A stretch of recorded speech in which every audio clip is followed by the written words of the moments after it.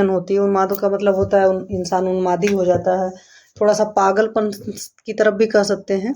तो जो हमारे यहाँ अपना है कंसेप्ट, तो उसमें है कि मद धातु होती है। वैसे सिंपल वर्ड मद का तो मतलब अहंकार होता है।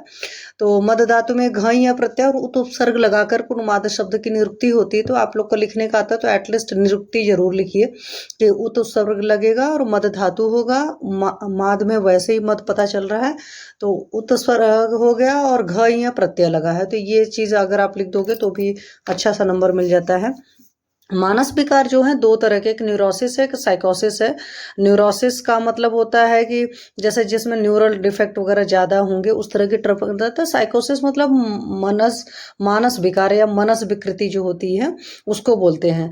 खास करके जैसे सिजोफ्रेनिया वगैरह के कंडीशन में, सिजोफ्रेनिया कंडीशन में अगर आप देखोगे तो कैसा आता है कि पेशेंट को रहता कुछ है, फील कुछ होता है, या किसी ने बोला कुछ और उसने समझा कुछ। जैसे मान लो एक सामने बंदा चाकू लेकर जा रहा है तो उसको लगेगा कि नहीं ये मेरे को ही मारने आ रहा है। दो बंदे आपस में बैठ करके कुछ बातें कर रहे होंगे तो उनको ये लगेगा कि वो मेरे बारे में बुराई कर रहे हैं। और मेनिया मतलब होता है पागलपन होता है, वो भी एक अलग टाइप की कंडीशन होती है। और एमडीपी ये मॉडर्न का है। मॉडर्न वाला जो पार्ट है वो आप लोग मॉडर्न से पढ़ लेना, ठीक है। तो मेनली इसमें मानस व्याधि या मनस विकृति जो हमारा चरक का यहाँ पर है वो बहुत बढ़िया रेफरेंस है, क्योंकि चरक जी ने कहा है कि जो हमारे भाव हैं 8 प्रमुख मानस भाव हैं, उन प्रमुख मानस भावों में जो भी विकृति आती है उसकी वजह से इस तरह की कंडीशन होती है।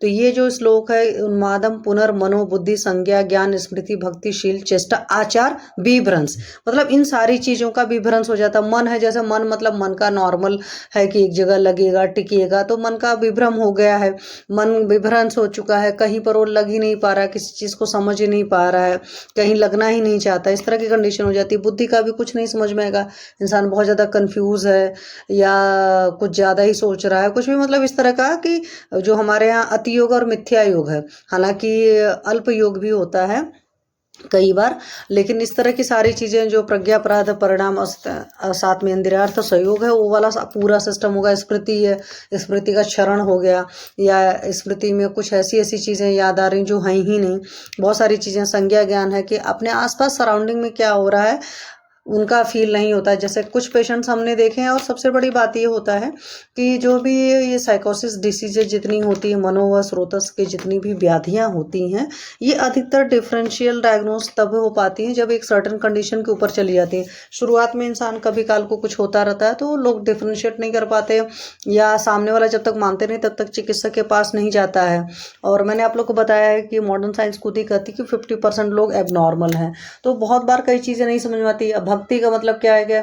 अब भक्ति में सिंपल सी बात है कि हम लोग बोलते हैं कि जैसे खास करके मैं अपने हर पेशेंट को बोलती हूँ अगर पॉसिबल है तो भक्ति करो। तो होता क्या है कि भक्ति मान लो एक नॉर्मल तरीका होता है, एक होता है कि भक्ति दिन भर करे जा रहे हैं, चलो वो भी चलो समझ में आता है। लेकिन एक चीज होता है कि वो भक्ति के कुछ इस तरीके से फॉर्मेट में आ जाते हैं कि उसकी वजह से सबको परेशान कर रहे हैं, सबको उसमें इन्वॉल्व कर रहे हैं जो उनका काम नहीं कर रहा है। आपने कई सारे इस तरह के भी पेशेंट्स देखे होंगे, फिर उनके लिए ट्रबल क्रिएट कर रहे होते हैं, घर वालों के लिए, बाहर वालों के लिए, या बहुत ज्यादा रिजिड हो जाते हैं कि मतलब मैंने बोला इस चीज को ऐसे होना चाहिए तो ऐसे होना चाहिए। मतलब किसी भी चीज में जो बहुत अच्छी चीजें हैं उनको भी डिटेरियोरेट कर देते हैं। तो उस तरह का कंडीशंस वगैरह आता रहता है, ठीक है। फिर शील है, शील का मतलब होता है हैबिट्स, होता है हैबिट्स चेंज हो जाना, लोगों के उठने बैठने खाने पीने के। कई बार आप देखते होंगे ना अचानक कुछ लोग के परिवर्तन आना शुरू हो जाता है। और देखा तो पेशेंट है वही, बाद में फिर बहुत हिस्ट्री पता चला तब होता कि नहीं पहले ठीक था। तो बहुत ज़्यादा मानस नहीं देखे हैं, मतलब ऑनलाइन में तो देखा है, सामने से ऐसे पेशेंट्स मैंने कम देखे हैं। ऑनलाइन में कई बार होता है, जैसे अभी आप लोग को बताया था उस दिन एक पेशेंट है, अभी उस दिन था कि पूछ रहा था 2 या 3 दिन भी लिया होगा कैस्ट्रॉल, तो कहता है कितने दिन लेना पड़ेगा। और आज मेरे को बोलता है कि since 1 day I have not pass the stool, मतलब एक दिन में ही वो पैनिक होने लगा। जैसे बुजुर्ग लोग भी शायद इतना नहीं होते हैं। तो वहीं से समझ में आता है कि उसके अंदर हर चीज को लेकर के बहुत ज्यादा स्ट्रेस है, कोई भी चीज सही से नहीं हो पा रही। तो चेष्टा है, एक्टिविटीज में भी देखेंगे, क्योंकि मैं आपको बताऊं कि हमारे यहाँ नोन में किसी को एक बार मेनिंजाइटिस का अटैक वगैरह हुआ था, मेनिंजल फीवर हुआ था। तो उस वक्त इस तरह की कंडीशन उस पेशेंट में भी मैंने देखी थी। हालांकि बहुत ज्यादा नहीं वॉच कर पाए थे क्योंकि हम खुद थर्ड प्रॉप में पढ़ते थे, लेकिन इतना मुझे पता है कि उसकी एक्टिविटीज़ थोड़ी अलग टाइप की थी, या वो बंदा जब हंसता था ना तो लगता था क्या इरिलेवेंट मतलब हंसता है, तो हमें ये समझ में आता था कि ये दूसरों को इरिटेट करने के लिए हंस रहा है। तो कई बार मानस रोगों में हम ये नहीं समझ पाते कि सामने वाला बंदा एक्टिंग कर रहा है कि रियल में इस तरह का उसके अंदर हो ही गया है चेंज। अब होता क्या है कि जैसे आज की डेट हो तो हम पलट कर पूछ लें, लेकिन ऐसे पेशेंट्स कई बार अगर आपके नोन सर्कल में होते हैं ना, आप उनसे बहुत सवाल पूछ नहीं पाते हो, तो इस वजह से डिफरेंशियल डायग्नोसिस नहीं कर पाते हो। लेकिन तब पर भी अगर कभी आपको लगता है कोई पेशेंट ऐसा है जो नॉर्मल बिहेवियर से काफ़ी अलग बिहेवियर शो कर रहा है, तो उस केस में ट्रीटमेंट के फॉर्मेट में जैसी भी कंडीशन हो एंजाइटी डिप्रेशन की, जैसे एंजाइटी वगैरह की कंडीशन है या कोई चीज़ हाइपर फॉर्म में, तो मैंने आप लोग को बोला कि हमेशा उसको ब्राह्मी बटी दीजिए, और कोई डिप्रेस्ड फॉर्म वगैरह में तो उसको कपिकच्छू दीजिए, क्योंकि डोपामिन वगैरह का सेक्रेट करता है तो उसका उस तरीके से लेवल आता है। और खाने पीने में देखिए कहाँ पर उसका विभ्रम वगैरह हो रहा है, वो थोड़ा सा शुद्ध सात्विक डाइट पर लाने की कोशिश करिए, और एटलीस्ट दीपन पाचन उन्लोमन इतना जरूर कराइए। और पेशेंट अगर थोड़ा बहुत भी आपको समझ सकता है तो उसकी काउंसलिंग पार्ट पर ज़्यादा कंसंट्रेट करिए, क्योंकि सत्वावजय चिकित्सा या चूंकि मन की व्याधि है तो उस पर मन पर चिकित्सा करनी पड़ेगी, मतलब मन को तो मेनली समझाने वाली चीज़ें ज़्यादा ज़रूरी होती हैं, है ना। जैसे मॉडर्न में देखो कि वो लोग मैक्सिमम सेशंस वगैरह लेते हैं, तो एक आयुर्वेद का भी बंदा सेशन ले सकता है, ऐसा नहीं है कि नहीं ले सकता है, बट उसको उस तरीके से उस फॉर्मेट में उस चीज़ों को रिप्रेजेंट करना पड़ेगा। जैसे एलोपैथी वाले हर चीज़ को रिप्रेजेंट करते हैं, रिप्रेजेंटेशन का तरीका उनका बहुत सही होता है, तो यहाँ पर भी बहुत अच्छी चिकित्सा की जा सकती है, काउंसलिंग वाला पार्ट भी किया जा सकता है। ठीक है, तो ये संदर्भ तो आप लोग को याद ही रहते हैं कि चर्य चिकित्सा में 7वां चैप्टर है निदान में, और सॉरी चिकित्सा में 9th है, क्योंकि रसायन 2 और बाजीकरण 2 ऐड हो जाते हैं तो इसलिए 9th रैंक पर आ जाता है। सुश्रुत में उत्तर तंत्र में 60 और उत्तर तंत्र का ही 62 दोनों चैप्टर हैं। अष्टांग हृदय का 7वां है, और माधव निदान के पूर्व खंड में 20 अध्याय हैं, मतलब 20वां चैप्टर जो है वो है। तो उदगत दोष मतलब ऊपर की जो उठे हुए दोष हैं उन्मार्गगामी होकर के मद या मनोविभ्रम उत्पन्न करते हैं, अतः इसको मानस रोग को उन्माद कहते हैं। तो मदयंती मनोविभ्रम कुर्वंती मधुकोशकार ने इसकी देखी व्याख्या, तो ये रट लेना। आचार्य सुश्रुत ने तरुण उन्माद को ही मद कहा है, मतलब शुरुआत में, लेकिन जो हमारे चरक जी हैं, चरक जी ने क्या किया, मद को अलग से माना हुआ है, उसका पूर्व रूप नहीं माना हुआ है, उसके बल्कि अलग स्वतंत्र रोग बताया और 4 प्रकार के मद रोग अलग से बताया। तो अभी रामहर सिंह सर की बुक में देखेंगे लास्ट चैप्टर आपका मद पर ही आएगा। ठीक है, तो मद का मतलब अगर हिंदी के शुद्ध में शब्द देखो तो मतलब अहंकार होता है। तो जैसे राक्षसों वाला देखते थे कि वो लोग कुछ भी करते रहते थे, तो वहां पर तो हम ये कहकर जस्टिफिकेशन देते थे कि भाई ये राक्षस है, इनकी मेंटालिटी यही है। बट एक नॉर्मल इंसान इस तरीके से करेगा तो जो भी आपके सोसाइटी के नॉर्म्स हैं, घर के नॉर्म्स हैं, वो सारी चीजें नहीं चल पाएंगे। मतलब जो हमारे पर्टिकुलर तरीके हैं, तौर तरीकों से इंसान अलग भी चलता है तो भी हम कहते हैं, जैसे कुछ लोग को हम बोलते हैं सठिया आ गया, कुछ लोग को कहते हैं पागलपन सवार है, कुछ लोग को बोलते हैं सनकी है, झक्की है, अलग अलग पर्टिकुलर वर्ड डिपेंड करता है, इंसान यूज करता है। और कई बार आप देखेंगे इंसान थोड़ा सा अवेयर होता है, तो मैंने देखा 50s के आसपास बहुत सारे लोग को होता है कि नहीं यार मैं कुछ मामलों में सनकी हूँ। इंसान को खुद भी एहसास होता है, लेकिन उसी इंसान को एहसास होगा जिसका एक सर्टन रेंज के अंदर होगा, जिसका बहुत ज़्यादा होगा उसको तो समझ में नहीं आएगा। तो ऐसा नहीं होता कि बहुत हाईली इंटेलेक्चुअल क्लास में नहीं मिलेंगे, आपको इसके पेशेंट हर जगह मिलेंगे। जहाँ पर भी IQ लेवल ज़्यादा होता है और EQ लेवल कम होता है, मेरा मानना है वहाँ पर इस तरह की तकलीफ बहुत ज़्यादा आती है।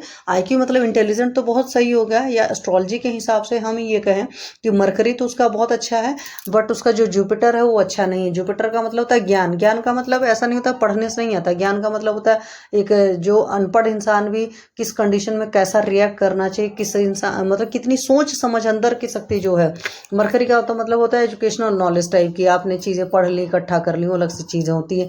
एक वक्त के साथ जो ज्ञान आता है, एक अपनी सराउंडिंग को देख करके जो ज्ञान आता है वाकई क्या अच्छा है उसको ज्ञान कहते हैं, किताबी इंफॉर्मेशन को नहीं बोलते हैं। तो जुपिटर अगर बहुत अच्छा इंसान बहुत रहता है अच्छा, तो उस केस में होता है कि इंसान अपने आप को संभाल ले जाता है, या मैं जिसको बोलते हैं कि EQ इमोशनल कोसेंट इंसान का बहुत अच्छा होता है। अपनी सराउंडिंग के साथ, अपने रिलेशनशिप्स के साथ उसके बहुत अच्छे रिलेशन होते हैं, मतलब ठीक ठाक सा सही रहता है, तो अपनी सराउंडिंग भी उसको संभाल लेती है और वो सराउंडिंग को संभाल लेता है। अदरवाइज क्या होता है, IQ वाला होता है, ज़्यादा दिमाग है तो पढ़े लिखेगा, सब कुछ बहुत अच्छा सा शार्पली बिहेव करेगा, लेकिन क्या होगा कुछ भी जैसे ही ड्रॉबैक टाइप की कंडीशन आएगी ना तो बिखर बहुत जाएगा जल्दी, और जब बिखरता बहुत जल्दी है तो समझ लो कि वहाँ पर मानस रोग होने के चांसेस बहुत ज़्यादा हो जाते हैं। तो यहीं से आप समझ सकते हो। तो एस्ट्रोलॉजी से भी कनेक्ट कर सकते हो। हालांकि हमारी एस्ट्रोलॉजी में जब इस तरीके से नर्वस डिसऑर्डर की मैं बात करूं जहां पर ब्रेन वगैरह की होती है, तो वहां पर हम इस चीज़ को भी देखते हैं कि हमारी कुंडली में मरकरी की प्लेसिंग कैसी है। क्योंकि आपके जो भी नर्वस डिसीजेस होती हैं, जो भी ब्रेन से रिलेटेड डिसीजेस होती हैं, उन सारे डिसीजेस में हम मरकरी को ज़रूर देखते हैं। अगर मरकरी सही नहीं रहता है तो भी प्रॉब्लम आती है। ठीक है, तो मरकरी इन सेल्फ इंटेलिजेंट को शो करता है, और आपका जुपिटर जो है वो नॉलेज को शो करता है, ओवरऑल ब्लेसिंग को शो करता है। बट इस तरीके से देखते हैं। और साथ में कुंडली के हिसाब से अगर मैं बात करूं थोड़ा सा एस्ट्रोलॉजी के हिसाब से, क्योंकि चिकित्सा वहां से कुछ कुछ चीज़ें आप अच्छी करा सकते हो, इसलिए मैं बता रही हूँ। वो बड़ी अच्छी सी चीज़ें होती हैं और वो ऐसी भी हैं जो विदाउट पैसे वाली हैं। तो किसी का मून की प्लेसिंग अगर अच्छी नहीं है, मून अच्छी हालत में नहीं है, तो वहाँ पर भी प्रॉब्लम आती है। तो वहाँ पर क्या करते हैं कि हम लोग सिंपल सी चीज़ें बताते हैं कि मून के जो भी जिन चीज़ों को रिप्रेजेंट करता है उनको आप जुडिशरी यूज़ करिए, सही से इस्तेमाल करिए। जैसे वाटर है, पानी को मतलब वेस्ट नहीं करना होता है, तो पानी का सही तरीके से यूज़ करिए। दूध का सही तरीके से वेस्ट कर मतलब यूज़ करिए, नहीं कि दूध बह रहा है, दूध का पनीर नहीं फाड़ना होता है, इस तरह के काम करने होते हैं। एंड मदर फिगर का बहुत रिस्पेक्ट करना होता है। मीन्स आपको वाटर का बहुत रिस्पेक्ट करना है, वाटर को जुडिशरी यूज़ करना है, इसी तरीके से दूध का यूज़ करना है। उसी तरीके से आपके घर में जो भी वाटर स्टोरेज टैंक वगैरह होते हैं वो सब प्रॉपरली टाइम पर क्लीन होने चाहिए। एंड मदर फिगर का बहुत रिस्पेक्ट करना होता है। तो इन सब छोटी छोटी चीज़ों का, और उसके अलावा एक और चीज़ बहुत अच्छी सी चीज़ होती है जो अपने यहाँ लोग बोलते हैं कि सबकी ब्लेसिंग्स लेना, सबके पैर छूना। तो बुजुर्गों के पैर छूना लिटरली, ये नहीं वो जैसे आजकल लोग करते हैं कि पैर छूते हैं तो लगता ही नहीं उन्होंने पैर भी छुआ है ना। तो पैर प्रॉपरली छूना होता है और उनसे आशीर्वाद लेना होता है। वैसे भी जिन लोगों को जितनी ज़्यादा आशीर्वाद वगैरह मिलते रहते हैं उनके बीमार होने के चांसेस उतने कम होते हैं। तो ये सारी चीज़ें कराना, तो मून की रेमेडीज़ कराते हैं, कुछ मरकरी की रेमेडीज़ इसी तरह की होती हैं। तो मेन तो उसमें मेन रेमेडी में यही आता है कि जो भी छोटी बच्चियाँ होती हैं उनको अच्छी नज़र से देखना, उनको कुछ पढ़ने लिखने की चीज़ें देना, ये सब रेमेडीज़ में आती हैं। तो बहुत सारी इस तरह की चीज़ें, और अपने घर के बहन बुआ बेटी जो होती है उनकी बहुत रिस्पेक्ट करना होता है। कई बार होता है हम उन रिश्तों की रिस्पेक्ट नहीं करते, तो इस तरह की चीज़ें भी हम जातक को बता सकते हैं, depend on the key situation कैसी है। तो मेरा ये मानना है कि जब कोई इंसान बीमार होता है तो दवा तो करनी होती है, दुआएं करनी होती हैं। तो दुआओं के फॉर्म में एस्ट्रोलॉजी की कुछ कुछ चीज़ें अगर कराते हैं तो अच्छा रिजल्ट आता है। बट ये है कि हाँ, पेशेंट उतना प्रॉपरली आपके सामने खुल करके आए, चीज़ें उसकी पता चले। ठीक है, तो आहार संबंधी देखो, एक तो देखा विरुद्ध अन्न का आज की डेट में बहुत बड़ा हेतु है, क्योंकि जितने जंक फूड हैं उसमें मेजॉरिटी विरुद्ध अन्न में आते हैं। साथ में अधिकतर लोग चाय के साथ बिस्किट नमकीन इस तरह की चीज़ें खाते रहते हैं, या पाव वगैरह, दुनिया भर के सब में सॉल्ट होता है। तो ये विरुद्ध अन्न का हिस्ट्री ज़्यादा आजकल के केस में है। दुष्ट अन्न है, दुनिया भर के फालतू तरीके से खा रहे हैं, वहाँ पर भी आप समझ सकते हैं। अपवित्र भोजन है, बहुत ही जैसे होटल का भोजन आप लोगों ने पढ़ा है, शुरू से अपवित्र भोजन में आता है, जिस मेंटालिटी के साथ कौन सा खाना बना है, और वहाँ पर वो हाइजीन लेवल भी मेंटेन नहीं होता है।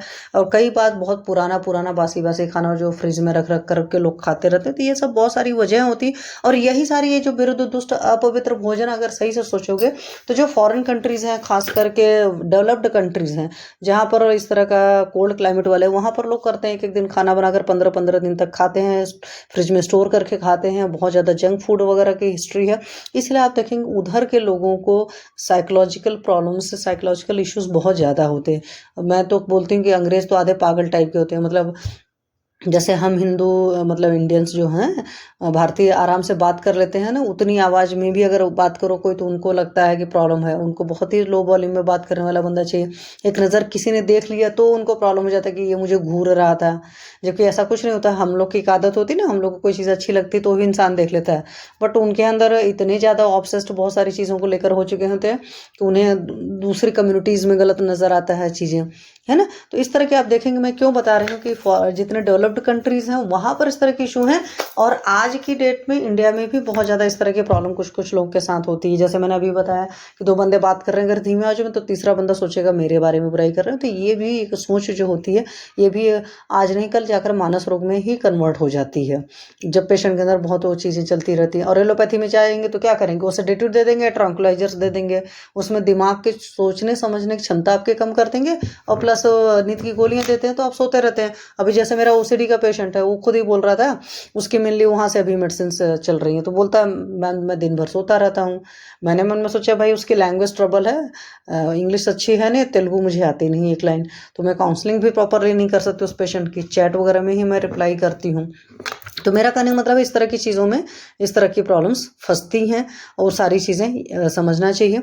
तो ये आपका विरुद्ध, दुष्ट और अपवित्र 3 ही है, याद रखिएगा। बिहार में जो है मेनली बड़ों और पूज्यजनों का अपमान करना, भी देखो मैंने क्या कहा कि सबकी दुआएं लेना, सबके पैर छूना क्या है, वो चंद्रमा को ठीक करता है, चंद्रमा मन सो जाता, मतलब आपका मन ठीक रहेगा। और अगर आप लोगों का अपमान कर रहे हो तो बददुआएं लोग देंगे, तो उस वजह से आपका मूड हमेशा खराब रहेगा। तो प्रघर्षणम देवगुरु द्विजानम, तो कुछ लोग देवताओं की बहुत बुराई करते हैं, कुछ लोग अपने गुरुओं की बहुत बुराई करते हैं, कुछ लोग का होता है अपने ब्राह्मणों के या पंडितों की बहुत बुराई करते हैं। तो मैं फ्रेंकली बताते रही हूँ, कभी नहीं होना चाहिए। अब यहाँ पर आप लोग प्लीज़ ये मत सोचना कि मैं ब्राह्मण हूँ तो मैं कह रही हूँ, इस वजह से नहीं कर रही हूँ। कभी भी आपके घर में कोई भी पंडित आता है, पूजा करने आता है, कुछ भी करने आता है, आपने उसको इन्वाइट किया तब वो आता है, और आपकी जितनी श्रद्धा है, जितनी क्षमता है, आप उसको खुशी खुशी दीजिए। हो सकता है कुछ परसेंट 1-2 लोग हों जो कि ज़्यादा चाहते हो, दैट इज़ डिफरेंट सिनेरियो, और हर इंसान एक्सेस कहते हैं चाहता ही प्रॉफिट है ना। लेकिन जब आप करते हो तो किसी भी चीज़ को या तो कर्मकांड करो ही मत। हालांकि आप जो रियल धर्म है वो तो कर ही नहीं पाते, तो कुछ कुछ चीज़ें करते करते इंसान को अच्छा लगता है। जैसे मैं भी यहीं से शिरोधारा का एक आपको एक्सपीरियंस शेयर करूंगी। पेशेंट का कल भी मैं इसी वजह से आप लोग की क्लास नहीं ले पाई थी, तो आज मैंने उनको मॉर्निंग में करी। तो कल जब मैंने इवनिंग में शिरोधारा करी तो पेशेंट को होता है ना शिरोधारा में नींद आ जाती है। तो वो patient, he is a senior citizen man, और वो क्या दिन नींद जब लगी तो 2 बार मतलब वो ऐसे हुए जैसे हचक जाता है इंसान, बोलते नहीं है कि एक अलग टाइप का डर सा जाता है, तो उनकी जो बॉडी लैंग्वेज थी उस वक्त वैसी थी। अब मुझे समझ में आया कि उनका बोलते हैं कि मुझे सोने में नींद काफ़ी टूटती है क्योंकि मुझे फालतू फालतू सपने आते रहते हैं, और उसीलिए मैं उनकी शिरोधारा कर रही हूँ। तो अभी ये चीज़ है कि कल तो उनको नींद बहुत अच्छी आई थी। अब आज मैंने पेशेंट को दे तो दिया, मैंने बोला था कि ठीक है रेस्ट करिएगा, थोड़ा सही से रहिएगा। अभी मैंने शाम को जब मैसेज किया पेशेंट को पूछने के लिए, तो पेशेंट मॉल में टहल रहा है, और यहाँ पर जो लांते मॉल वगैरह हैं या उस तरह के कोई भी मॉल है तो बहुत ही चिल्ड रहते हैं। तो यहाँ से ये मैं आपको बताऊंगी कि आप लोग कभी अपने पेशेंट को करिएगा, क्योंकि मुझे लगा नहीं था कि पेशेंट अभी टहलने जाएंगे। तो इस तरह की चीज़ों को अवॉइड करने को बोलते हैं, बिकॉज क्या हुआ कि अभी अंदर ऑयल पड़ा हुआ है और बाहर के चिल्ड एटमॉस्फेयर से वो अंदर जाकर जम जाएगा, तो वहाँ पर जुकाम उकाम होने के चांसेस होते हैं। इसीलिए नॉर्मली, हालांकि बहुत रेयर परसेंटेज होता है पेशेंट का जिनको तकलीफ होती है कि शिरोधारा के बाद कुछ लोग को होता है घर उर गए तो थोड़ा सा चक्कर उक्कर आता है, इसीलिए साउथ वोथ वाले क्या करते हैं, थोड़ा सा रासनादी चूर्ण सिर में लगा देते हैं और थोड़ा सा सूंघा भी देते हैं, ठीक है। बट नॉर्थ में इस तरीके से शिरोधारा नहीं करते, वो सिंपली शिरोधारा करके छोड़ देते हैं। बट ये जो ऐसे वाले पेशेंट होते हैं कि आपने शिरोधारा करी और शाम को मॉल में टहल रहे हैं या कुछ पार्टी सार्टी कर रहे हैं, तो वो चीज़ें ठीक नहीं रहता, तो वहाँ पर पेशेंट को बताना ज़रूरी होता है। मैं फ़ोन पर तो नहीं, कल आएंगे तो फिर मैं उनको बताऊँगी कि नहीं प्लीज़ इस तरीके से नहीं करिए, अदरवाइज रिजल्ट नहीं आते हैं, ठीक है। अत्यधिक भय तथा हर्ष जो होता है, ये आप लोगों ने कई बार देखा होगा, मूवीज में खासकर दिखाते हैं कि हर्ष वाला तो मुझे नहीं पता, बट अत्यधिक भय की कंडीशन में हो जाता है। अगर पेशेंट के अंदर कोई बहुत पुराना दर्द बना हुआ है, डर बना हुआ किसी बात को लेकर के, तो वहाँ पर इस तरह की कंडीशंस आती हैं। ऐसा पेशेंट मैंने सिजोफ्रेनिया के केस में एक देखा हुआ है, इसलिए आप लोग को बता रहे हैं। मनोभिघात, मन पर किसी वजह से चोट पहुंचे, जैसे कई सारे लोग होते हैं ना ऑब्सेस्ड हो जाते हैं, अफेयर टूट जाता है, तो उस वक्त भी उनके अंदर कुछ ना कुछ साइकोसोमेटिक डिसीजेस डेवलप हो जाती हैं। और विषम चेष्टा, कुछ लोग उल्टी पुल्टी हरकतें करते हैं तो उसकी वजह से प्रॉब्लम उनको क्रिएट हो जाए। तो प्रबल कामेच्छा, ये सुश्रुत ने बोला है। यहाँ पर मैं सिंपली इतना कहूँगी कि ये बहुत सारे पेशेंट्स ऐसे होते हैं कि वो ऐसे तो जज कर नहीं पाते हो, बड़े क्लोज अगर आप कोई जाता है या बहुत क्लोज केस टेकिंग आप जब करते हो, एक एक सवाल का पेशेंट मतलब सही सही जवाब देगा, या जिन लोग के साथ उनके रिलेशनशिप रहते हैं वो लोग भले बता पाते हैं। कुछ लोग ऐसे होते हैं कि उनकी डिज़ायर अगर फुलफिल नहीं होती है तो they act like manic patient, तो होते हैं इस तरह की चीज़ें होती हैं। तो वहाँ पर आपको उनकी काउंसलिंग ही करना मेन पड़ता है, और साथ में कुछ उस तरह की दवाएं देनी पड़ती हैं। आयुर्वेद की दवाएं दीजिए, एक तो मिद्ध दवाएं दीजिए, और वृक्ष में भी कुछ इस तरह की वृक्ष दवाएं दीजिए कि वो फुलफिल रहें, थोड़ा सा डिज़ायर लेवल जो है उनका अंदर से शांत हो, उस तरह का करना है। एग्रीवेटिंग मेडिसिन नहीं देनी है यहाँ पर, इन सब सारी चीज़ों का ख्याल रखना, और काउंसलिंग पार्ट बहुत ज़्यादा ज़रूरी है। इसीलिए आप देखो कि मन की चिकित्सा में या इधर में भी बहुत सारी दवाओं में मिद्ध दवाएं देते हैं। मिद्ध दवाएं का मतलब सिंपल है कि ब्रेन एक्चुअली उसको क्या करना चाहिए वो ये सोच सके, ठीक है। तो ये एक सुश्रुत ने ये दिया है, तो सोचेंगे कि क्या है, वाकई इस तरह के पेशेंट्स मिलते हैं मैनिक टाइप के, तो वहाँ से ख्याल रखने की जरूरत है। संप्राप्ति में क्या होगा, अल्प सत्व का व्यक्ति होगा, पक्का सी बात है, प्रवर सत्व के बंदे को इस तरह की तकलीफ नहीं होती है। ठीक है, तो अवर सत्व का ही पेशेंट होता है तभी ये प्रॉब्लम होती है, चाहे ओसीडी की प्रॉब्लम हो, चाहे सिजोफ्रेनिया की प्रॉब्लम हो, चाहे कुछ और भी हो। और मैंने आज तक जितने पेशेंट्स देखे हैं उनके साथ तो मैं 100% कह सकती हूँ। तो अवर सत्व का पेशेंट रहेगा, उसमें दोष वगैरह बढ़ जाएंगे। फिर बुद्धि के निवास स्थान इसमें हृदय को बोला हुआ है, हालांकि मस्तिष्क को दूषित करेंगे, साथ में मनोवा स्रोतस की दुष्टि करेंगे।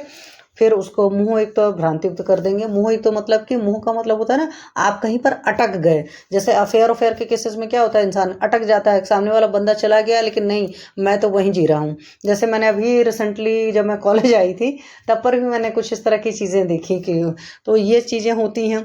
और भ्रांतियुक्त कर देना मतलब कि आपको सामने से कोई चीज़ नहीं समझ में आता। जैसे मान लो क्रिस्टल क्लियर है, कांच है, साफ साफ है, तब आपको पिक्चर नजर आती है ना। अगर ग्लास क्लीन नहीं हो तो पीछे कोई इंसान है, you can say, but who is that or who is she, ये नहीं बता सकते हो। तो उसके लिए क्या होना चाहिए, क्रिस्टल क्लियर होना चाहिए। इसी तरीके से आपकी मति या बुद्धि जो होती है क्रिस्टल क्लियर रहती है, तो आप रियल सिनेरियो को समझ पाते हो। जो यहाँ पर विभ्रम वर्ड इसीलिए यूज हुआ था कि सारी चीज़ों का विभ्रम हो जाता है, वो सही सही कंडीशंस में नहीं रह जाती। तो जब सही कंडीशन में नहीं रह जाती तो आपके जो हालात होते हैं, आपके आसपास की सराउंडिंग की जो जनता होती है, या आपकी खुद की क्या मनोदशा होती है, आप उसको जब अच्छे से नहीं समझ पाते हो, तो वही चीज़ है उन्माद की है। तो उन्माद का केस में अधिकतर क्या होता है, आप एग्रीवेटेड फॉर्म में बिहेव करते हो, और डिप्रेशन वगैरह वाले केसेस में इंसान लोअर डाउन केस में बिहेव करता है। मीन्स हम जो इक्विलिब्रियम रहते हैं, इक्विलिब्रियम से हम अप जा रहे हैं या डाउन जा रहे हैं, दोनों ही अगर सही से कहें तो मनोरोग है।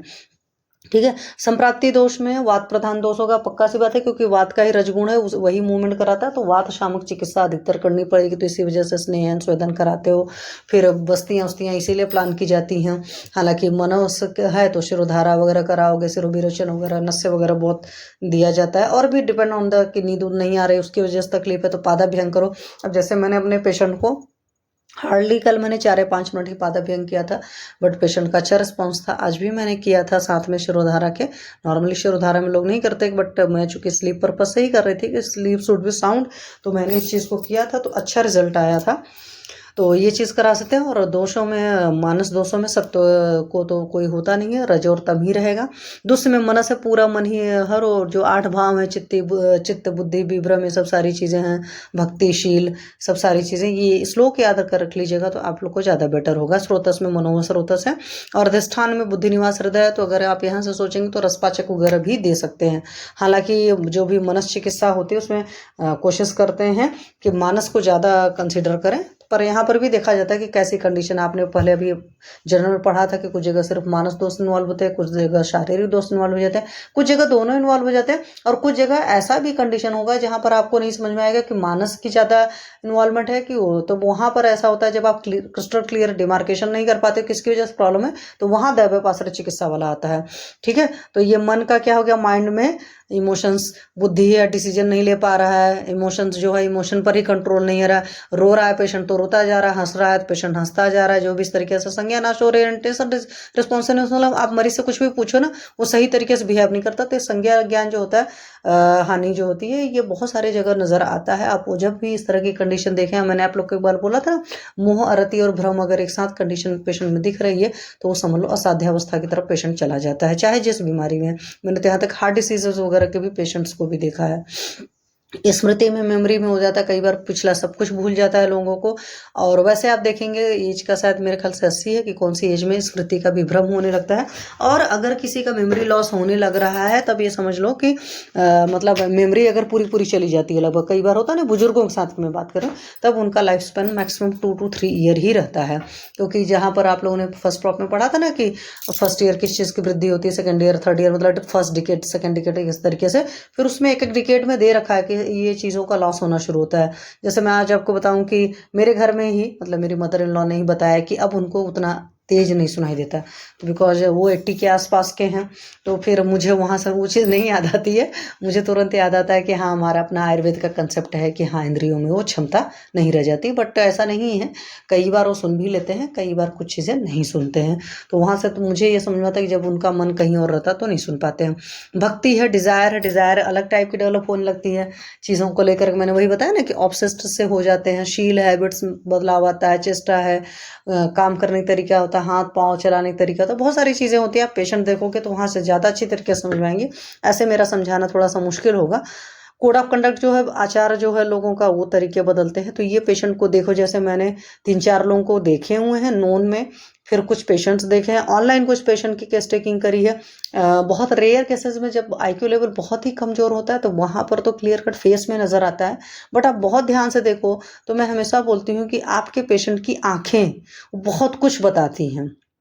आपके पेशेंट की आंखें कॉन्स्टिपेशन भी बताएंगी, आपके पेशेंट की आंखें डायबिटिक पेशेंट है तो वहाँ पर भी डिफ्रेंशिएट होता है। हालांकि डायबिटीज़ के केस में मेरे वो वाले पेशेंट डिफ्रेंशिएट होते हैं जो थोड़े पुराने होते हैं। तुरंत जिनको डायबिटीज़ होती है उनको मैं आंखों से नहीं बता पाती हूँ शुरू में। और साइकोलॉजिकली अपसेट कोई भी होगा तो वो भी उसकी आंखें बताते हैं। अब ध्यान से देखोगे ना, और मेरे साथ तो खास करके ये भी है कि मुझे किसी किसी इंसान को मतलब पिक तक देखने से पता चल जाता है कि हाँ भाई ये बहुत ज़्यादा नेगेटिव आ रहा है एनर्जी का पेशेंट है। ठीक है, तो वो भी चीज़ें आपको समझ में आती हैं। तो फेस इसीलिए बहुत बड़ी वैल्यू होती है। तो फेस को जब आप ध्यान से देखेंगे तो आपको बहुत सारी चीज़ें पेशेंट की समझ में आएंगी। और अभी इसी संडे को मैंने अपना ऑनलाइन सेशन लिया था तो मैंने उसमें इस बार कुछ चीज़ें बताई थी शायद, और पिछली बार कुछ चीज़ें बताई थी। मैंने बोला है कि मैं फेशियल एक्सप्रेशन वाले ये लुइस गोने सर की जो बुक है उसका भी डालूंगी। तो वो लोग, आप लोग ज़रूर उस सेशन को देखिएगा या बाद में यूट्यूब पर रिकॉर्डर सेशन सुनिएगा, क्योंकि उससे एक फ़ायदा मिलता है कि आप अपने पेशेंट को दूर से देख करके जज कर सकते हो कि इस पेशेंट को कहाँ कहाँ की बीमारी हो सकती है। ठीक है, हालांकि उसके एक रिलेटेड साइड बुक है, उसमें तो बहुत अच्छी डायग्नोसिस दे रखी है। इतने ध्यान से हम लोग मरीज को देख नहीं पाते हैं, और उतने ध्यान से देखें तो हम ब्लड टेस्ट कराने की हमें नौबत बाद में है, हम अपनी डायग्नोसिस बना लें और फिर हमारी जो भी ब्लड की रिपोर्ट, अल्ट्रासाउंड की रिपोर्ट होती है उससे सिर्फ हम उसको टैली कर लें, है ना। क्योंकि जो आपकी नब्ज देखने वाली है, नब्ज हर किसी को कोई अच्छा नहीं देख पाता है, मैं फ्रैंकली बता दूं। वो बहुत ज़्यादा मेहनत से और बहुत ज़्यादा शुचिता सत्वता से आती है। ठीक है, फिर पूर्व रूप में है, सिर में शून्यता की अनुभूति होगी, आंखों की आकुलता होती है। देखोगे ऐसे पेशेंट्स की सारी आंखें अलग टाइप की रहती हैं। आकुल का मतलब होता है पेशेंट कंसंट्रेटेड नहीं रहेगा, कभी इधर देख रहा है कभी उधर देख रहा है, अजीब टाइप की आई मूवमेंट्स होंगी, कानों में आवाज़ होना, ये तो आपको पेशेंट बताएगा। उच्छ्वास की अधिकता, जब सांस वगैरह ले रहा है तो उसमें अजीब टाइप की रहेगी, तो वो सब सारी चीज़ें देख सकते हो। और मुख स्राव हो रहा है, रुचि है, विपाक है, तो ये मेजॉरिटी जगह मिलता है। मीन्स कुछ और सिम्टम के साथ रहेगा तभी आप डिफ्रेंशिएट कर पाओगे। हृदय ग्रह है, ध्यान आया, समूह उद्वेग है, तो ये सारी चीज़ें पेशेंट कुछ कुछ बताता है। अब जैसे मेरा केस का जो बच्चा ही है, कल परसों मैंने, कल ही तो नहीं परसों देखा था, संडे को जब आया हुआ था, तो उसकी पता नहीं क्यों जब मैं फेस देखती हूँ ना तो मैंने इस बार बल्कि बोल दिया उनके रिलेटिव तो कि मुझे बच्चा ठीक नहीं लगता, इसकी नज़र झराइए। तो उस बच्चे के साथ मुझे लगता है कि थोड़ा सा उसको कुछ है, मानसिक है। अब शिरोधारा में प्लान करने को सोच रही थी, but he is hardly 6 or 7 year old child. तो हालांकि 5 साल के ऊपर दे सकते हैं। अब देखती हूँ, मैं प्लान करती हूँ उस बच्चे के लिए, टिक कर बैठ जाए तो मैं करा दूंगी उसकी, और फिर देखती हूँ उसका क्या रिजल्ट आता है। क्योंकि उसको हेडेक की प्रॉब्लम हो ही रही है, तो जब हेडेक की प्रॉब्लम हो रही है और शिरोधारा का अच्छा इंडिकेशन होता है तो फिर उस पेशेंट को कराऊंगी। और बच्चों में भी, फिर बच्चों में चीज़ों को मुश्किल हो जाती है तो बच्चों को भी चीज़ों को सोचना पड़ता है। ठीक है, फिर उदर्द है, अर्धित आकृति है, तो कई बार फेस तो नजर आता है भाई, फेस का मतलब शेप बदलने लगता है, दिखने में लुक बदलने लगता है। निरंतर लोमहर्ष रहेगा, ये आपको पेशेंट बताएगा। ज्वर और चित्त भ्रांति तो नजर ही आ जाती है अगर बहुत ध्यान से देखते हो। स्वप्न में अस्थिर चलते देखना, ये पेशेंट से पूछना पड़ेगा। अभी कभी मैंने पूछा नहीं है, बट आप लोग को मैंने कहा ना, आप लोग को जब मैं पढ़ा रही हूँ तो कुछ कुछ मेरे को भी हो रहा है कि चीज़ें समझ में और आ रही हैं। अभी ये क्वेश्चन पूछा जाएगा। तेल निकालने वाले कोलू पर चढ़े हुए जैसा लगना, याद कुंडल का मंथन होते जैसा लगना, ये सारी चीज़ें क्वेश्चन आपको पूछना पड़ेगा। पानी में डूबने जैसा, या आंखों का पथरा जाना, या चक्कर आना, तो ये सारी चीज़ें पूछना पड़ेगा आपको। सपने में कैसे उसके सपने आते हैं। फिर सामान्य रूप में कन्फ्यूजन रहता है, वो नज़र आता है। मेंटल अनस्टेबिलिटी होती है, वो भी पेशेंट की बॉडी लैंग्वेज में नज़र आता है। रेस्टलेस आई, वो भी नज़र आएगी। इरिलेवेंट टॉक करेगा, वो भी क्लियर कट नज़र आएगा। आप कुछ बोल रहे हो, वो उसमें शायद हो सकता है आपकी बात का 10% रहेगा, 90% वो कुछ और बोल रहा है। And feeling of hollowness in the chest, ये भी पेशेंट की मतलब कंप्लेन पर ही आप मतलब पूछोगे तो बताएगा। ये तो आप जज नहीं कर सकते ना, साइन सिम्टम्स में इस तरह की चीज़ें जाएंगे। और फिर टाइप की अगर मैं बात करूँ तो यहाँ पर आपके पास वातज पित्तज कफ सन्निपातज और आगंतुज, 5 ही तरह के उन्माद हमारे चरक जी ने कहा है। और जो हमारा आगंतुज उन्माद है, सुसुर जी में उसी में 2 कर दिया, एक मानस कर दिया, एक विसर्ज कर दिया। मतलब एक फंक्शनल साइकोसिस है और एक जहाँ पर ऑर्गेनिक लेवल पर कुछ चेंजेज आ गए, विष वगैरह दे दिया गया, पर्टिकुलर ऑर्गन को अफेक्ट कर दिया, तो उस तरह के केसेस होते हैं। जैसे मैं आपको बताऊँ कि हमारे नोन में किसी को बच्चे को किडनैपिंग हुई थी बचपन में, तो वहाँ पर हुआ था, होता है कि उस बच्चे को जहर खुरानी हो गया था, मतलब बचपन में जहर दे दिया गया था। तो अभी उसका आईक्यू लेवल थोड़ा कम है और थोड़ा बिहेव करता है तो लगता है कि बहुत ही मासूम छोटा बच्चा है। मैं तो ये मानकर उसको चलती हूँ, हालांकि वो आप लोग के इस ग्रुप का है बच्चा, ग्रेजुएशन वगैरह उसने कर लिया है, बट मेजॉरिटी लोग उसको वैसा समझते हैं कि नहीं ऐसा है, बट मुझे मासूम लगता है। तो हो सकता है उसके कुछ ऑर्गन्स में डिफेक्ट आ गया हो। अब इतना साल हो गया है, कम से कम 15-20 साल पहले उसके साथ उस तरह की चीज़ें हुई थी, तो वहाँ पर भी आता मीन्स विष का भी बहुत असर पड़ता है। फिर स्वतंत्र और परतंत्र है। स्वतंत्र का मतलब होता है कि इट सेल्फ, मतलब हमारे रजस तमस दोष जो है उसकी वजह से जो प्रॉब्लम हुई तो हुआ, और कोई बीमारी हुई थी या ऑर्गेनिक चेंजेस हुए बॉडी में तो दौड़ते स्वतंत्र में आते हैं, ठीक है। और फंक्शनल इटसेल्फ आपके नर्वस लेवल पर कुछ प्रॉब्लम आ गई तो उस तरह का चीज़ें में स्वतंत्र आएगा। तो दोनों ही होते हैं। आपने देखा है कई बार ऐसा भी होता है, कुछ पेशेंट्स होते हैं, जैसे मैंने लेटर स्टेजेस में देखे कोविड वगैरह के पेशेंट के केस में भी, जब लास्ट में देखो तो उनका बहुत ही ज़्यादा बिहेवियर चेंजेस हो जाते हैं, बहुत ज़्यादा वायलेंट हो जाते हैं, बहुत ही मतलब घटिया बिहेवियर हो जाता है। आप वहाँ पर कह सकते हो बहुत सारी बीमारियों में ऐसा होता है कि पेशेंट लास्ट स्टेज में चला जाता है। इस तरीके से उन्माद वगैरह की कंडीशन या मानस रोगों की आ जाती है जब बहुत लंबा वो फिजिकली बीमार रहता है। फिर वातिक उन्माद का रोगी जो होता है, क्योंकि मैंने ये चीज़ देखा तो मैं आपको बता रही हूँ, यहाँ पर है कि अकारण ही हंसता है, इस तरह की चीज़ें देखी है, मुस्कुराता है, नाचने गाने लगता है, निष्प्रयोजन बकवास करता है, हाथ पैर चलाता रहता था, कभी कभी रोने लगता है, that is known as bizarre behaviour, जो इस तरीके से इरिलेवेंट सा सब कुछ हो रहा है। तो इस तरह का मैंने वातिक उन्माद के पेशेंट को देखा हुआ है, बट ट्रीट नहीं किया है, मैं फ्रेंकली बता दे रही हूँ, क्योंकि मैं खुद थर्ड प्रॉप में थी। तो वो जो मेनिंजाइटिस वाला पेशेंट था उसके साथ इस तरह की सारी चीज़ें हुई थी और वो बच गया था। नॉर्मली मेनिंजाइटिस वगैरह के केसेस में हुआ था कि इस तरह के पेशेंट कम बचते हैं, हालांकि वो पेशेंट आज तक भी है और अभी भी उसके अंदर इस तरह के थोड़े ही हैं। उसकी बॉडी लैंग्वेज, उसका फेस भी देखोगे ना, वो एक नॉर्मल नज़र नहीं आता है, जबकि ऐसा नहीं था, बचपन में बहुत शार्प बच्चा था, ठीक है। तो उसमें भी बहुत सारे हेतु हैं, मतलब फिजिकल लेवल के तो मुझे नहीं कम नज़र आते, मेंटल लेवल का स्ट्रेस रहा होगा कि पढ़ाई लिखाई बाद में अच्छी नहीं हुई थी। वात वाला है तो पक्का सा बात है, विरेचन या धातु क्षय ज़्यादा हुआ होगा या उपवास वजह की वजह से वात दोष प्रकोपित होकर के हार्ट में जाकर के और ब्रेन में जाकर के उनको अफेक्ट किया होगा इस तरीके से, या ज़्यादा विरेचन हो जाता है तो वहाँ पर भी क्षय हो जाता है दोषों का, और दोषों करें धातुओं का, तो इस तरीके से हो जाता है। फिर ऐसा पेशेंट रहेगा पारुष्य कार्य तथा अरुणवर्ता, तो वो पेशेंट दुबला पतला है, कलर उसका अलग सा ही है। और सांवला पेशेंट है, अब सांवले पेशेंट में बहुत ज़्यादा कलर का नहीं, लेकिन हाँ वो फेस पर ग्लो वगैरह नहीं रहता था, अजीब टाइप का थोड़ा पागलपन का रहता था, कारण हंसना कारण बोलना। तो मुझे ये फ्रेंकली लगता था, बिकॉज रिलेशन में बिलोंग करता था, मुझे लगता था कि ये मेरे को इरिटेट कराने के लिए बोलता है, तो मैं नहीं समझ पाती थी। अब और लोगों से ये सब चीज़ें पूछ नहीं पाते, अब कई बार होता है ना सामने वाले को क्या बोलना है। फिर भोजन के जीर्ण हो जाने पर वातिक उन्माद हो जाएगा, क्योंकि भोजनांते जो होता है वो आपका वात का होता है, तो उस तरीके से रहेगा सिम्टम। स्पष्ट स्वभावगत परिवर्तन होता है, हिंसा की प्रवृत्ति नहीं होती, हालांकि उस पेशेंट में भी हिंसा की प्रवृत्ति नहीं रही, तो एक्यूट एंड कैटाटोनिक सिजोफ्रेनिया से इसको करते हैं। तो इस तरह का पेशेंट मेरा देखा हुआ। पैथिक उन्माद का जो पेशेंट होता है उसके अंदर वायलेंस पाया जाता है। वायलेंस वाला पेशेंट अभी तक तो मैंने नहीं देखा है, हाँ उस पेशेंट को लोगों ने वो किया है ये मैंने देखा हुआ है, तो इस तरीके से मैंने नहीं देखा। अजीर्ण कटु अम्ल विदाई तथा उष्ण आहार वगैरह इस सब की वजह से पित्त प्रकोपित हो जाएगा, तो यह असहिष्णुत हो जाएगा, क्रोधी हो जाएगा, लोगों को धमकाएगा दौड़ाएगा। तो इस तरह के गाँव वगैरह में शायद छोटे बच्चे रहेंगे तब इस तरह की चीज़ें आएंगी, और उनको देखा था शायद शीतल आहार विहार ये सब सारी चीज़ें पसंद करता है। तो कुछ लोग ऐसे होते हैं, लोगों को मारने पीटने दौड़ते हैं, खास करके फीवर 104 105 से ऊपर जाता है, 106 वगैरह की कंडीशन में भी लोग इस तरह का बिहेव करते हैं, जहाँ पर फेब्राइल सिस्टम में उन्माद वगैरह होता है। तो उस तरह के पेशेंट भी कुछ हैं, लेकिन उनको बहुत पास से उतना नहीं देखा है। कफज उन्माद का बेदी है, पक्का सी बात है कि बहुत ही लेथर्जिक सा पड़ा रहेगा, कुछ भी काम धाम नहीं करना चाहेगा, जिस कंडीशन में उसी कंडीशन में बैठा रहेगा। तो अति निद्रावान होगा, अरोचक लालसरा तथा चर्दी पीड़ित होगा, बहुत कम बोलेगा और अन्य चेष्टाएं भी जो है कम करेगा, क्योंकि कफ वाला है। कफ वाले जी हमेशा थोड़े से स्लो होते हैं। फिर स्त्री प्रिय तथा एकांत प्रिय होता है, अकेले में रहेगा। स्त्री प्रिय वगैरह के केस में मैं कमेंट इसलिए नहीं कर सकती क्योंकि पेशेंट से कभी पूछा नहीं है। नख नेत्र मूत्र तथा संपूर्ण शरीर शुक्ल वर्ण का होता है, कफ का वाला हिसाब था।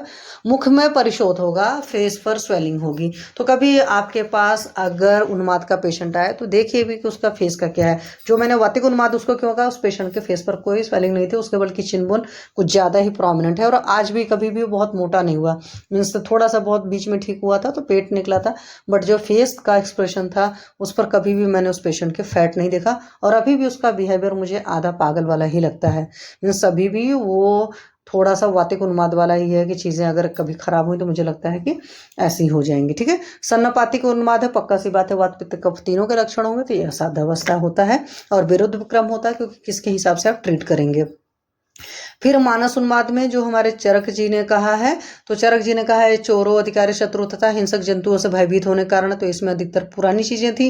हालांकि आज की डेट में भी आपने देखा है बहुत सारी, जैसे मेरा यहाँ से मैं आपको बताऊंगी, उन्माद तो नहीं, मैंने डिप्रेशन का एक पेशेंट देखा था, शायद आप लोग से शेयर भी किया था कि उनके केस में था 15 साल तक उन्होंने सर ने डिप्रेशन की मेडिसिन ली थी, साथ में हाइपरटेंशन की, क्योंकि जिस भी ऑफिस में काम करते थे तो बहुत स्ट्रेसफुल जॉब रही थी और शायद वक्त से पहले उन्होंने अपनी जॉब ही छोड़ी थी, और जब जॉब छोड़ा है तो उसके बाद उनकी डिप्रेशन की मेडिसिन छूट गई हैं। तो कई बार क्या होता है कि हमारे आसपास का माहौल, मतलब हमारे घर का माहौल, कई बार हमारे ऑफिस का माहौल बहुत ही सफोकेटिंग होता है, और उस सफोकेटिंग माहौल में अगर रहना हमारी मजबूरी होती है, क्योंकि हम जॉब कर रहे होते हैं, भाई हमारी अर्निंग का साधन वही होता है और हम उसको क्विट नहीं कर पाते हैं। कई बार कुछ लोग तो ऐसे होते हैं कि वो क्विट कर जाते हैं, तो वो तो फिर जिंदगी ठीक कर पाते हैं। कई बार होता है ना, कुछ लोग की सिचुएशन इतना उनको ट्रैप्ड लगता है कि वो सफोकेटिंग माहौल है, बट उसी सफोकेटिंग माहौल में रहेंगे। जैसे मैं यहीं पर आप लोग से शेयर करूंगी एक और चीज़, जैसे अभी तो आप लोग के टाइम में तो है नहीं, हाँ 99 बैच के बाद ही रैगिंग बंद हो गई थी, तो बहुत पहले आपने देखा रैगिंग की वजह से लोग सुसाइड करते थे, रैगिंग की वजह से बहुत परेशान होते थे। वो 5-5.5 साल का कोर्स होता था बीएमएस का,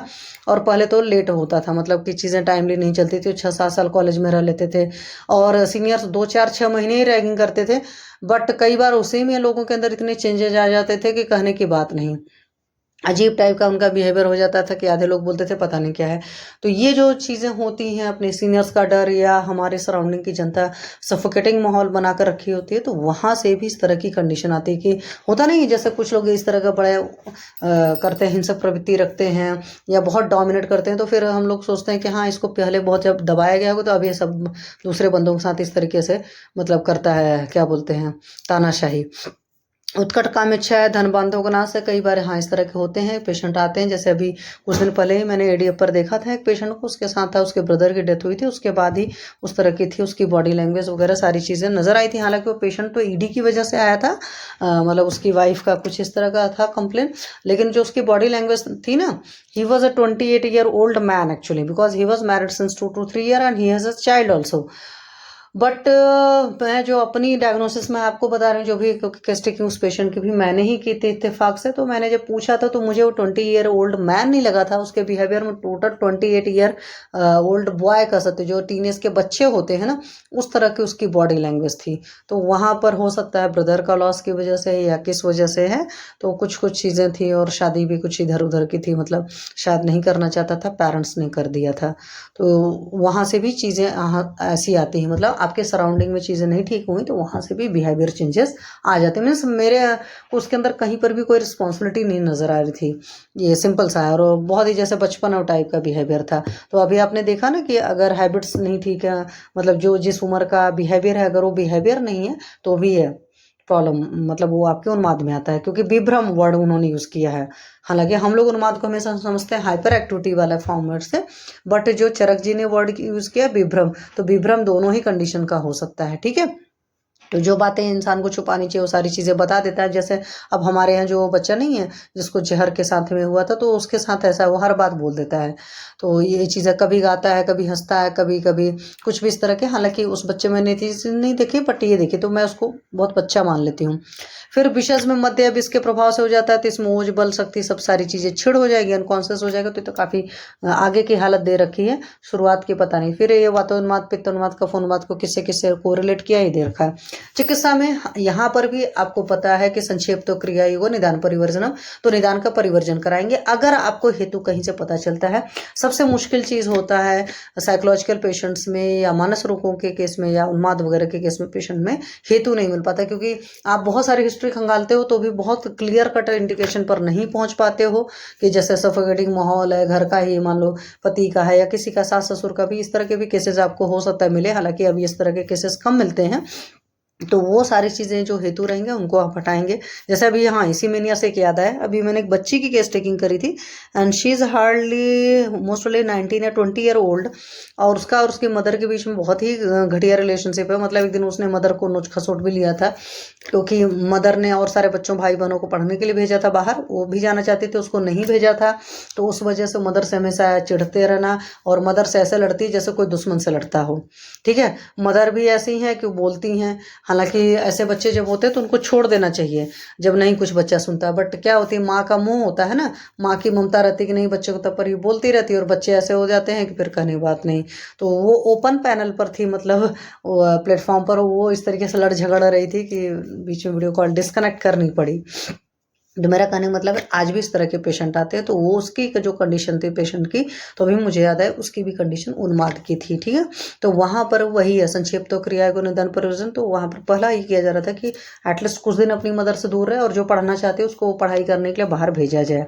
ये सारी चीज़ें थी। ठीक है, तो इसी वजह से आप बहुत डिफ्रेंशिएट नहीं कर सकते हो। आपके पास IQ वगैरह लेवल अच्छे लोग वाले मेनिया के पेशेंट आएंगे। आहार विहार में हमेशा से है सुपाच्य सुपौष्टिक तुष्टिक आहार विहार देना चाहिए। तो मतलब बढ़िया से सुपाच्य खाना दीजिए, इजिली डाइजेस्टेबल दीजिए।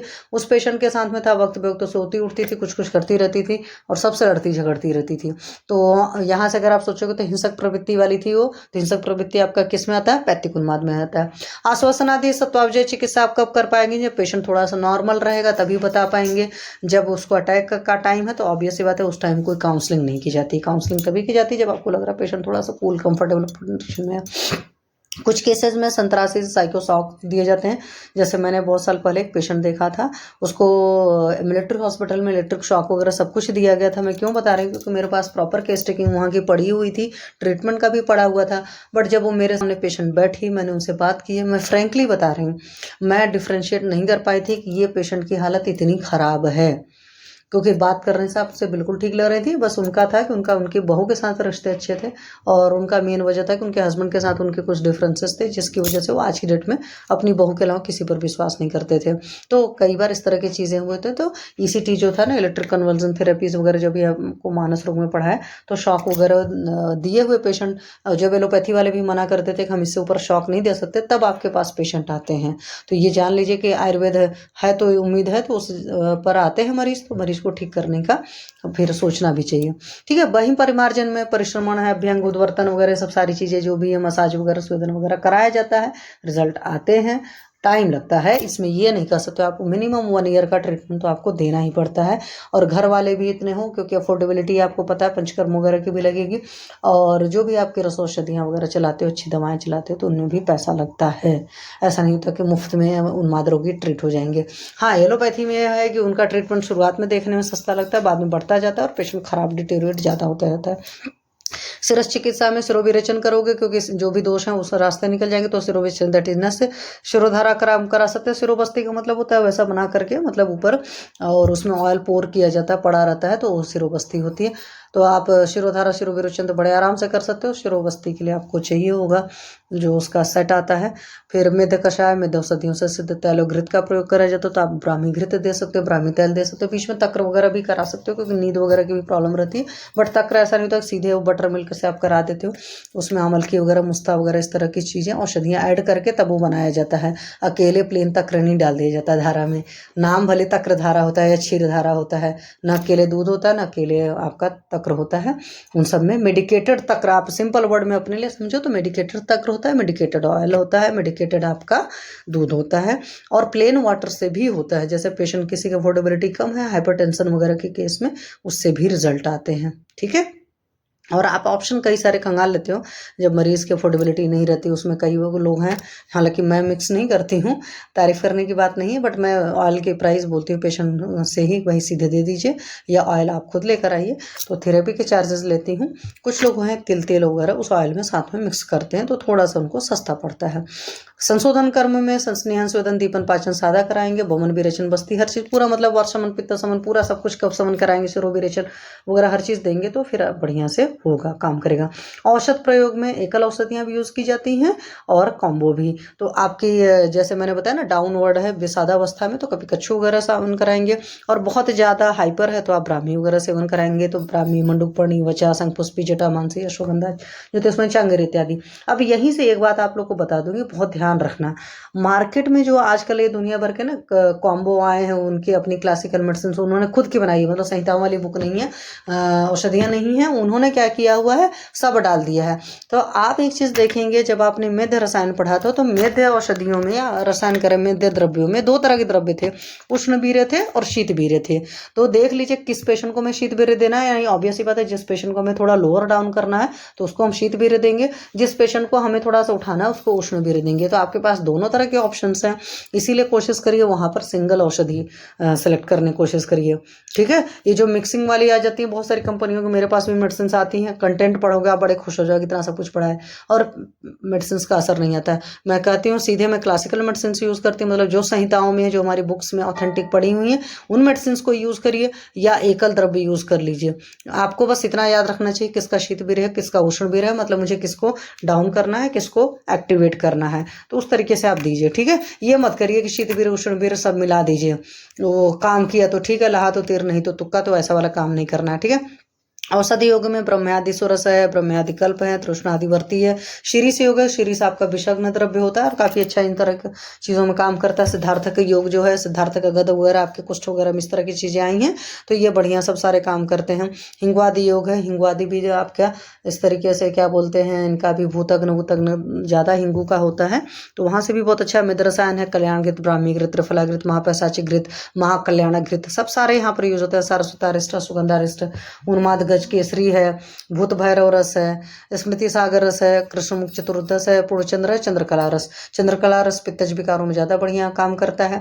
आप देख लीजिए जैसी ज़रूरत है उसको यूज़ करिए, और 2-4 मेडिसिन पर भी आपको जो है वो ऐसा नहीं होता कि इन्होंने इतनी सारी लिख कर दे रखी, इतनी ढेर सारी आपके पास ड्रग ऑफ चॉइस। आपको क्या पसंद है, जैसे मैं 2 ही 4 चीज़ें लिखती हूँ, या तो मैं मानस मित्र बटिका लिखती हूँ, या मेरा सारस्वतारिष्ट लिखती हूँ, या ब्राह्मी वटी लिखती हूँ, या जटामांसी देती हूँ, डिपेंड ऑन द पेशेंट की कैसी ज़रूरत है और आपको किस पर विश्वास है, ठीक है। नहीं इसको समझ आता है, पेशेंट की अफोर्डेबिलिटी नहीं अच्छी है, हालांकि उन्माद की केस की बात नहीं कर रहे हूँ, बट आप लोग को लगता है कि नहीं पेशेंट की मूड को ठीक ठाक करने के लिए चाहिए। जैसे अभी मैंने अपने ऑफिस बॉय को देना था तो मैंने उनको अश्वगंधा रिस्ट दे दिया, क्यों, क्योंकि भाई थोड़ा सा उनको कमजोरी सी लग रही थी, और अश्वगंधा इटसेल्फ आपको बहुत बढ़िया नर्वाइन टॉनिक और मसल टॉनिक की तरह बिहेव करता है, तो थोड़ा सा उनको अच्छा लगेगा, क्योंकि उनको आदत पड़ गई त्रिभुवन कीर्ति हर बात में लेने को, उनको त्रिभुवन कीर्ति सूट करती है, तो हल्का सा भी बॉडी एक होता है तो उठाकर वो त्रिभुवन कीर्ति ले लेते हैं।